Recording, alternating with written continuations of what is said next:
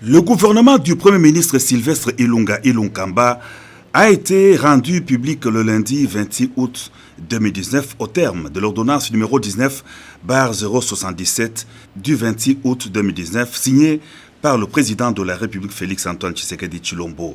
C'est le tout premier gouvernement d'une alternance politique issue des élections démocratiques et transparentes après 59 ans d'indépendance de la République démocratique du Congo.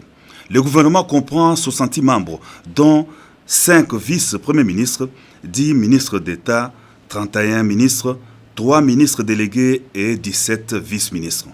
Après avoir signé l'ordonnance portant nomination des membres du gouvernement, le président de la République Félix Antoine Tshisekedi Tshilombo a repris son bâton de pèlerin. Il a quitté Kinshasa tôt le lundi 26 août à destination de Tokyo au Japon. Au pays du soleil levant, le chef de l'État est allé participer avec ses pairs, tous invités de Sa Majesté l'empereur Naruhito, à la 7e conférence internationale sur l'Afrique. La première dame de la RDC, Denise Nyakeru Tshisekedi, a accompagné le président de la République au Japon. À Tokyo, au Japon, où il est arrivé le mardi 27 août, le président de la République a eu le même jour une séance de travail avec le président de Japan World Gas Metals Corporation et une agence des ministères japonais de l'économie et de l'industrie garantissant le financement des entreprises désireuses de développer les domaines miniers et pétroliers. Le développement de la RDC dans ces différents secteurs vitaux a été au centre des échanges du chef de l'État avec son interlocuteur. Yokohama, ville portuaire japonaise au sud de Tokyo, a abrité du 28 au 30 août 2019 la 7e conférence internationale sur le développement de l'Afrique.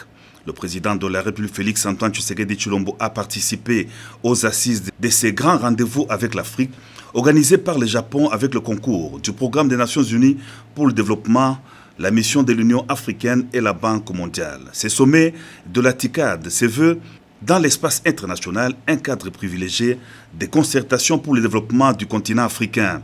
Dans son discours d'ouverture des travaux, le Premier ministre japonais Shinzo Abe a mis en évidence les différents projets concrétisés par le programme TICAD dans de nombreux pays africains, dans les secteurs notamment de la santé, l'éducation, la formation professionnelle, la communication et l'environnement. Il a souligné la disponibilité du Japon à poursuivre ses œuvres à travers le continent africain.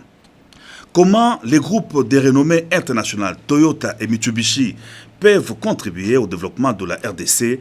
La question était au centre des échanges que le président de la République Félix Antoine Tshisekedi Tshilombo a eu avec les responsables de ces grandes entreprises japonaises.